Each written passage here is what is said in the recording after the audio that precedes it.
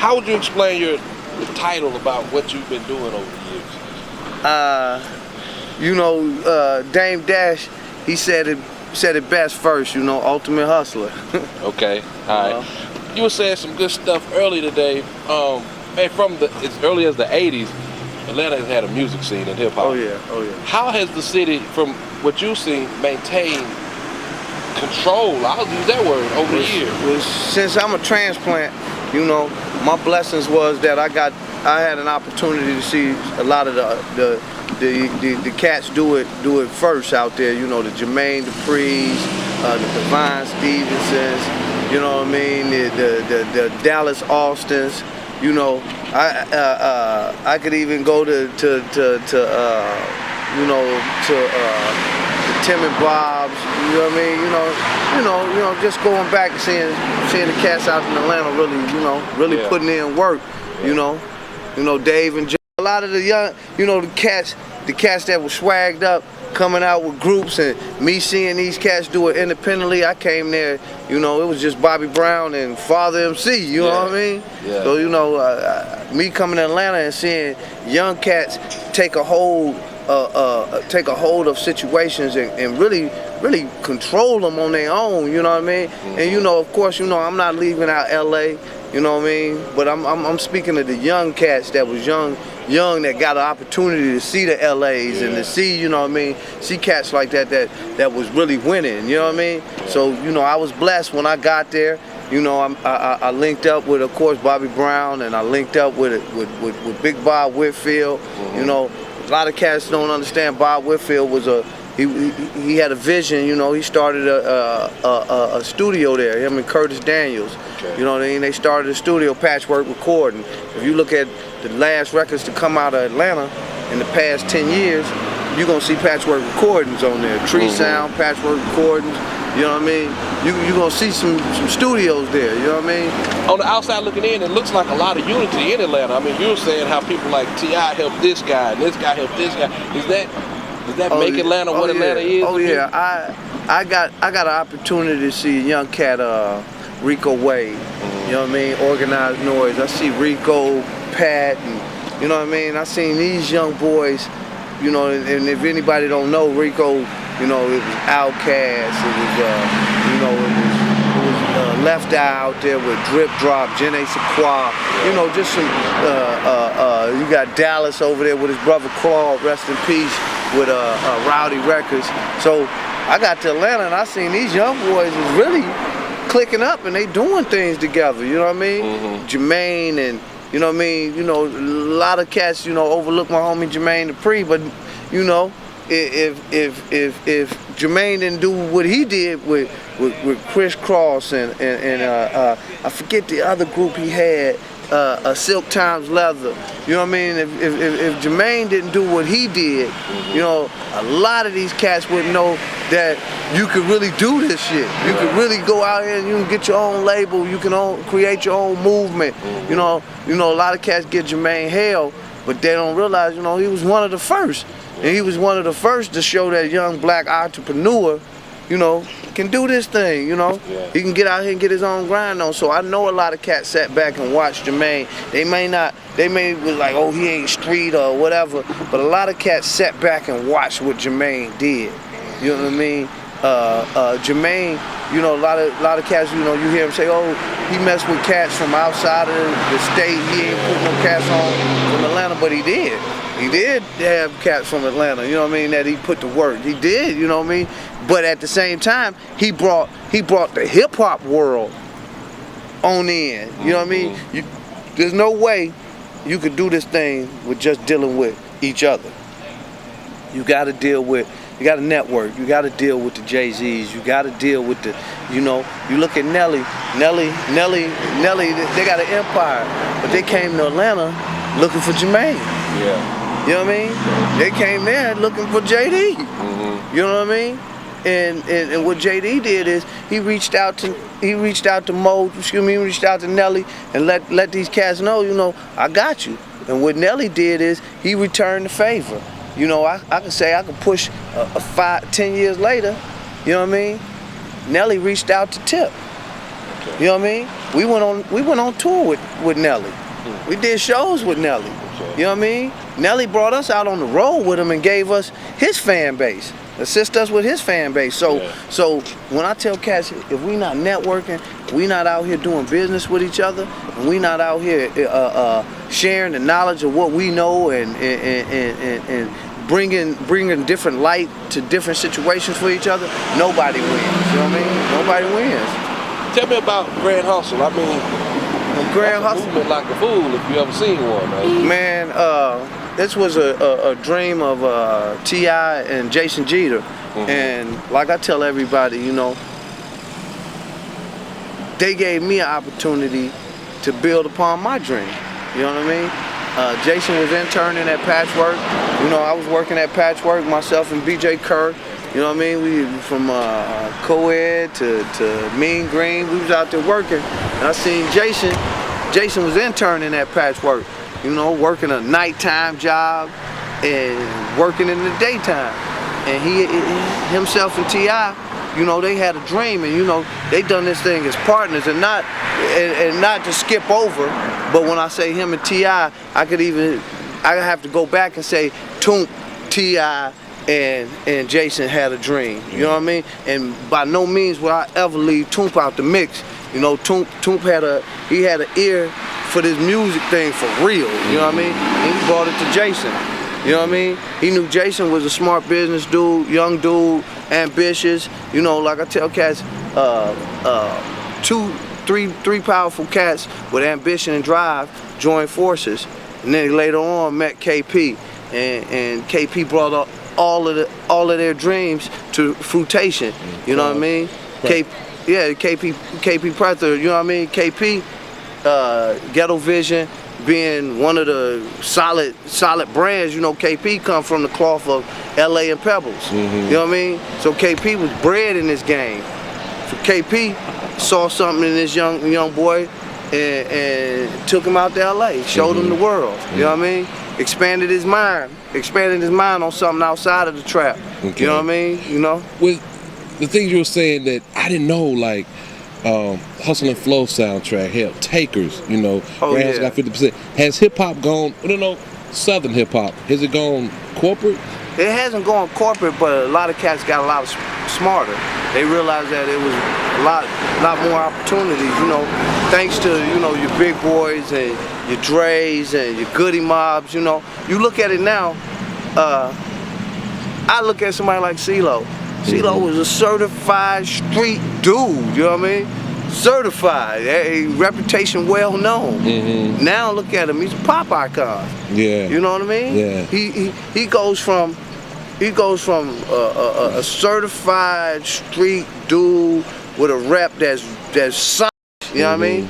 To seeing him with a dress on you know what I mean? Seeing him with a peacock outfit on. Away from it, but Cee-Lo understood that there's a bigger picture out here. Yeah. It's bigger than just him from his corner. He got to take his corner around the world. You know what I mean? And a lot of cats that don't understand, that's because they didn't realize what cell therapy was. They didn't realize that there are a lot of these cats, they took the shot for Atlanta. They took the shot for the South. Yeah. You hear the record. You hear them say, when they pulled up, bumping rock the bells. We took what they had, left them quiet as hell. Yeah. What you really know about this dirty South? That one right there sparked me. Yeah. You know what I mean? That's the one that told me, hey, these young boys for real. You know what I mean? They taking a shot at the big picture. Yeah. You know, when cats was thinking that the Southern hip hop was only dance music or only a certain style of music, and definitely not taking nothing from them cats that with the dance music and the snap songs. Them cats put another curve on getting out the situation that they in. You know what I mean? Tell me about I'll never forget the time I interviewed T.I. for that cover, man. I didn't know dude was so fucking intelligent. Smart dude. I didn't. You sit down with that nigga, you know. Hey man, if that dude had a different situation, you might not be talking to T.I. as the rapper. You might be talking to T.I. as the attorney, the judge, you know what I mean? Cats don't really realize that he ain't just a rapper, he a businessman, and his hand is in everything he do. You know what I mean? You know what I mean? His blessing is he recognized everybody around him power. So he gives them an opportunity to play their position. You know, in this game, if you don't play your position, you end up broke. Yeah. Or you end up with nothing, you know, and he understands play your position. He understands the process of growth. He understands that, you know, and he's much younger than me, but it's a pleasure working with a little youngin' that I know he 10 steps ahead, regardless of whatever goes on in life. You know what I mean? Because we all live in life. You know what I mean? They don't take nothing away from the ability of knowledge of self. You know what I mean? It's hard out here to make that real transition. I call him a politician. Oh, nah. You don't think? Nah, I think a politician is one who have to position himself for pros and cons. I just call him a real a socialist. I think he been here before. You know what I mean? And not because I'm in business with this man. It's me sitting here talking to this man. He got an old soul, you know what I mean? He not your average young dude, you know what I mean? It's funny, but I've been around some of those cats that you say, he's one of those ones that he's got that it. Yeah. He's been knocked down, tried, what they say, tried and tried again, you know what I mean? You know what I mean? Yeah, that's a you Masonic. never denied. That's you know a what I mean? Masonic, you know what I mean? You know, if you're on the square, you understand. Okay. Now you know if you knew what you were saying. You understand me? Okay. Oh man, I'm always eastward. Okay. You know what I mean? You know what I mean? I'm here for a reason. Okay. You know what I mean? Burning Sands got me walking. Okay. I'm thinking like, does he know what he's saying? Oh yeah. My lamb got 3 legs, baby. Right. I totally understand. Yes, sir. Yes, sir. All right. Isn't it amazing how an artist like Gucci Mane came to be? I mean, that's a story of not being knocked down. I'm gonna be real, man. I tried to sign Gucci a long time ago, and I brought Gucci, you know, the Tip and Jason, and it's funny because Gucci had a record he was on called Black Tea, and I knew that. You know, I come from the era of the Answer song. You know what I mean? So like I told Gucci, I said, hey man, you know, if franchise can get 100% of white tea, you can get 20% of a black tea. Yeah. So I took Gucci out to Dirty Laundry, my homie Dirty Laundry, and they did a mixtape together. And I wanted to sing Gucci, and you know, anybody know Gucci. I told Gucci, say, my dog. He said, my dog, you really think I can get some money out here? I told him, yeah, come on, let's go get some money. Yeah. You know, me and Gucci went, we jumped in his car, me, Gucci, and my little homie Throw. We rolled out, you know what I mean? We got us some paid shows. Okay. You know what I mean? This before So Icy popped. Oh, wow. You know what I mean? This was Black Tea. Okay. You know what I mean?